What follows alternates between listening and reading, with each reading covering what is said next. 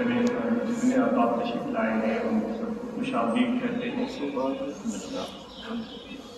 آپ کا آنا اس خاص مقصد کے لیے ہے، وہ یہ ہے کہ ہم اللہ تعالیٰ کا ذکر کریں اور اس کو یاد کریں.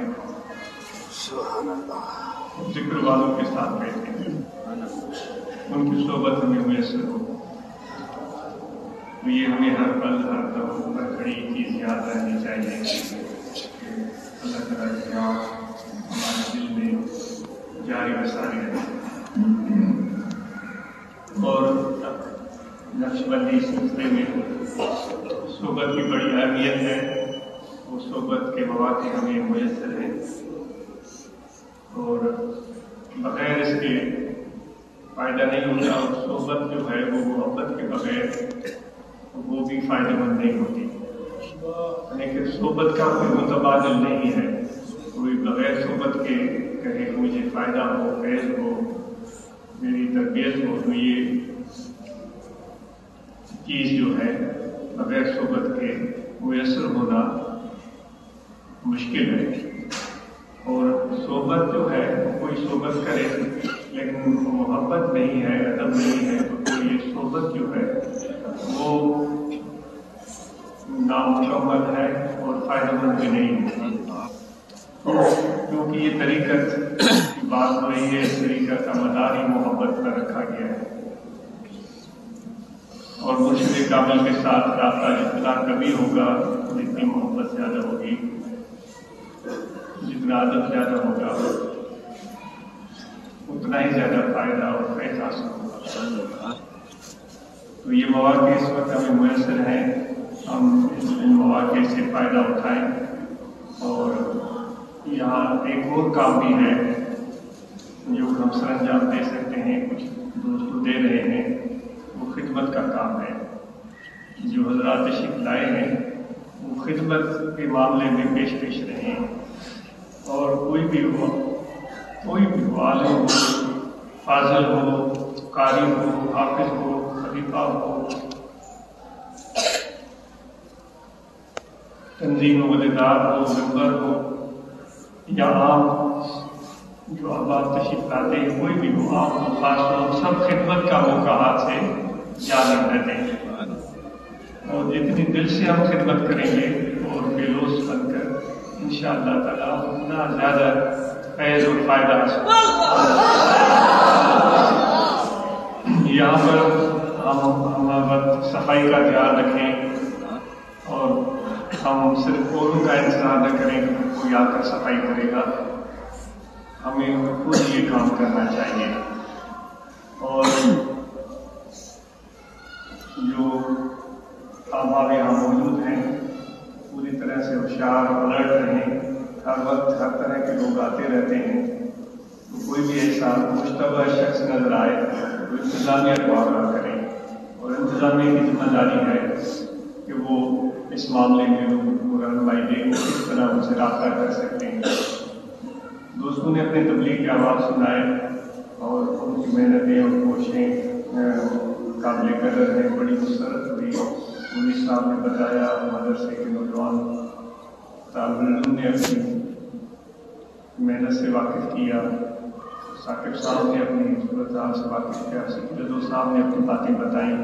تو یہ سب ہمارے لیے ایک سیکھنے کا مقام بھی ہے کہ ہم بھی اس طرح اس پیغام دوستوں تک پہنچا سکتے ہیں اور زیادہ لوگوں کو ذکر کی دعوت دے سکتے ہیں.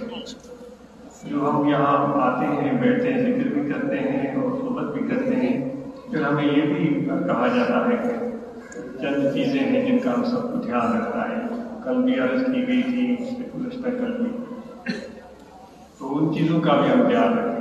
اپنی صحت ہے اور پھر اپنی معیشت ہے، اپنی کاروباری زندگی کو بہتر بنائیں. اس میں ہم محنت کریں اور دیانت داری سے کام کریں. اس میں دھوکہ دہی، خیانت، جھوٹ بولنا، ان چیزوں سے ہم بچیں. وقتی فائدے ہوتے ہیں ان چیزوں کے، پھر انسان کی جو ہے عزت ہی جاتی رہتی ہے. جس کی عزت چلی جائے، لوگوں کا اعتماد چلا جائے، وہ 4,000 یا 4 لاکھ کس کام کے ہیں.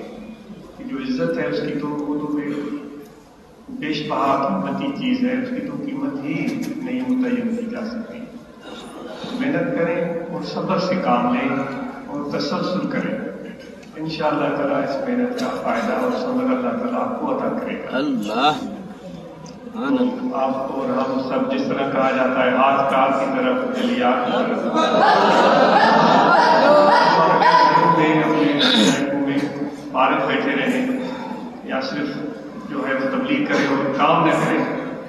جس طرح منیر صاحب بتا رہے تھے، الیکٹریشین بجلی کا کام کرتا ہوں، انہوں نے اپنے دوستوں سے ملاقات کروائی، اسی طرح اور بھی دوست ہوں گے۔ تو یہ کام جو ہے یہ بڑا ضروری ہے، بلکہ جو کام نہیں کرتے ان کو دعوت دی جاتی ہے کہ ابھی بھی وقت ہے، آپ کام شروع کریں، کاروبار کریں، کوئی ہنر سیکھیں، کوئی محنت کریں، کچھ بھی کریں۔ اس دن یہاں علماء کرام آئے تھے، مدرسے کے فارغ التحصیل تھے، کہ عموماً ایسا ہوتا نہیں ہے۔ ایک عالم دین نے بتایا جو رکشا کی طرف کام کر رہا ہے، میں نماز پڑھاتا ہوں، نماز کے بعد جو بیچ کا ٹائم ہوتا ہے میں ٹیکسی کرتا ہوں، ٹیکسی چلاتا ہوں۔ ایک اور عالم دین نے بتایا کہ میں نماز پڑھاتا ہوں، خدمت کرتا ہوں، حالات کوئی بھی نماز پڑھا سکتا ہے ان میں سے، اتنی کوئی ضروری نہیں ہے کہ جس کے پاس کوئی کسی مدرسے کا سرٹیفکیٹ ہو وہی نماز پڑھائے۔ لیکن یہ ایسی روایات بن گئی ہے جن پر سوچ کر آدمی سر پکڑ کے بیٹھ جاتا ہے کہ کس طرح چیزیں ہمارے اندر پیدا ہو گئی۔ تو کوئی بھی نماز پڑھا سکتا ہے، کوئی بھی ماشاءاللہ اچھا آدمی ہو، اچھے عادات رکھتا ہو، پڑھا سکتا ہے۔ بہرحال یہ جو آپ کی پسند ہے، جو بھی آپ چاہیں کر سکتے ہیں۔ تو وہ بتا رہے تھے کہ میں عالم دین ہوں، نماز پڑھاتا ہوں، پھر میں پرفیوم کی دکان چلاتا ہوں۔ فارغ التحصیل اس نے یہ ساری جو ایک روایتی کتابیں ہیں جن کو ہم جو ہے بار بار پڑھاتے ہیں، بار بار پڑھاتے ہیں اور ضروری غیر ضروری طور پر پڑھاتے ہیں، وہ ساری کتابیں اس نے پڑھی ہوئی ہیں، فکر کی اور ساری کتابیں۔ اس کے باوجود اس کا یہ جذبہ تھا۔ ایک اور عالم دین نے کے بارے میں اس نے بتایا کہ وہ نماز پڑھاتا ہے اور پھر کاشتکاری کرتا ہے۔ تو یہ اس طرح کی چیزیں جو ہے وہ قابل تقلید ہے، اس لیے بیان کی گئی کہ ہمارے لیے اچھی مثال ہے۔ یہ حضور علیہ السلام جس طرح اپنی زندگی آپ نے بسر کی، آپ نے جس طرح صحابہ کو سکھایا، یہی وہ تعلیمات تھی۔ امید ہے کہ آپ اور ہم سب بھی اس معاملے میں پیچھے نہیں رہیں گے اور انتظامیہ سے تعاون کریں اور باقی ذکر کرتے رہیں۔ جس طرح بھی سیکولر صاحب بتا رہے تھے، ٹائم لیں، درود پاک پڑھیں، آیات قرآن کی تلاوت کریں، مراقبہ کریں، اور پھر خدمت تو ہے ہی ہے، خدمت تو ہے ہی ہے۔ آپ یہاں بیٹھے ہوئے ہیں، یہ نہیں ہے کہ اور باہر سے آ کر لوگ جو ہے وہ آ کر مسجد کی صفائی کریں۔ پہلا تو کام یہ ہے کہ ہم اس طرح نظم و ضبط سے بیٹھیں، کوئی بھی عدم ترتیبی یعنی خلاف ترتیب کام نہ ہو، کوئی بھی نظم و ضبط کے خلاف کام نہ ہو، کوئی بھی صفائی کے معاملے میں کوتاہی نہ ہو۔ اگر ہو گئی ہے تو پھر کسی نے بھی کی ہے، میں نے دیکھ لی ہے کہ تمہیں کرنی چاہیے۔ اللہ تعالیٰ مجھے خیر عطا فرمائے۔ اور تو ختم شریف پڑھے مختصراً، علم شریف، میلاد شریف، صلی اللہ علیہ وسلم پاک رحمۃ اللہ کریم۔